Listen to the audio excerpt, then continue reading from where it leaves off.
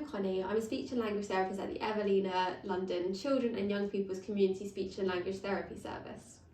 Today I'm going to be talking about how you can support your child to retell their favourite stories and by using a really simple structure. I'll also be sharing a tip of the week for you to try at home. Today's session is directed towards children who are Key Stage 1 and above. There may be sessions for younger age groups, so keep checking our page and have a look at the videos we already have. So I'm using a visual timetable today, so you and your child know what's coming up.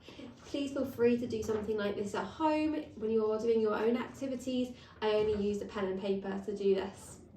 And it's really simple. Okay, so let's get started with our activity. Our activity today is going to be story time.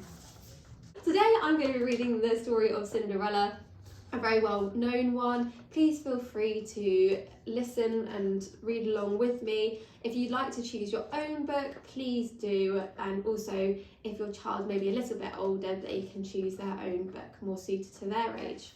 Once upon a time, there was a beautiful girl named Cinderella. She lived with her wicked stepmother and two stepsisters, and they were very cruel to Cinderella. They made her clean the house and wash all their clothes. One day they were all invited for a big party at the king's palace. But Cinderella's stepmother would not let her go. Instead, Cinderella had to sew new party gowns for her stepmother and curl their hair. And this made Cinderella very sad, and she began to cry. Suddenly, a fairy godmother appeared and said, "Don't cry, Cinderella. I will send you to the ball." But Cinderella was sad. "I don't have a gown to wear for the ball," said Cinderella. The fairy godmother waved her magic wand and changed Cinderella's old clothes into a beautiful new gown. The fairy godmother then touched Cinderella's feet with the magic wand and they turned into beautiful glass slippers. "How will I go to the grand ball?" asked Cinderella. The fairy godmother found 6 mice playing near a pumpkin in the kitchen. She touched them with her magic wand and the mice became 4 shiny black horses and 2 coachmen, and the pumpkin turned into a golden coach. Cinderella was overjoyed and set off for the ball in the coach drawn by the 6 black horses. Before leaving, the fairy godmother said, "Cinderella, this magic will only last until midnight. You must reach home by then." When Cinderella entered the palace, everybody was struck by her beauty.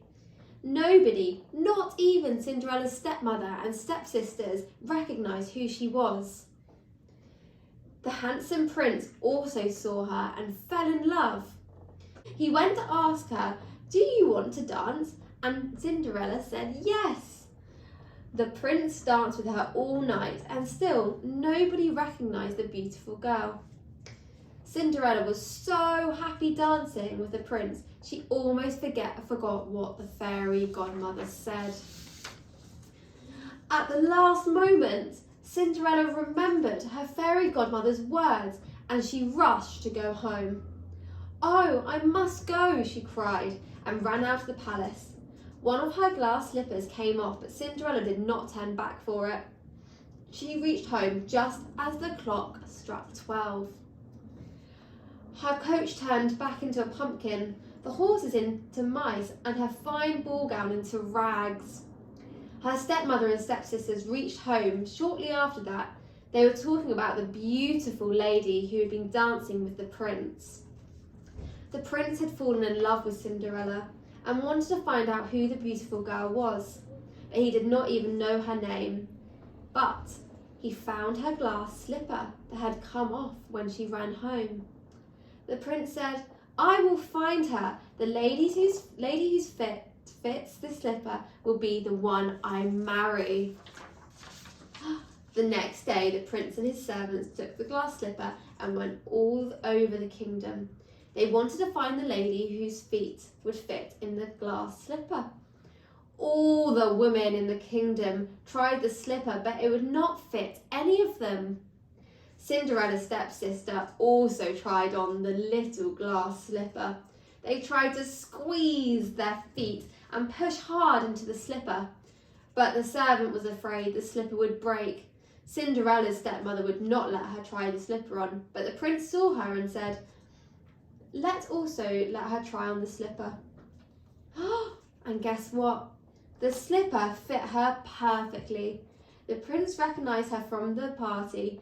He married Cinderella and together they lived happily ever after. The end. So now we have read the book, it's time to help our child retell the story using this structure. You'll see we have who, where, when, what the problem was, what the solution was, and the end. So let's start. First, who was in the story? Can we remember? We had Cinderella, the fairy godmother, the stepmother, the ugly stepsisters, and the prince. Next, where was the story? The story was set in the king's palace and also in the stepmother's home. So next, we need to ask a when question. When did Cinderella have to rush home before the magic wore off? Midnight. Next, we can think about what the problem in the story was. I can think of a few problems. The first one, that Cinderella wasn't allowed to go to the ball. And number two, that the prince didn't know who Cinderella was because she was in disguise. And next, we want to think about our solution. Our solution was, for the first problem, that the fairy godmother magicked up a beautiful gown and a carriage so Cinderella could go to the ball. And the next solution was that the prince went and got the women in all the kingdom to try on the glass slipper until they found Cinderella. And lastly, the end. How did it end? So it ended with the prince and Cinderella getting married and living happily ever after. So that's the structure we want to follow when we want to help our child be able to retell a story.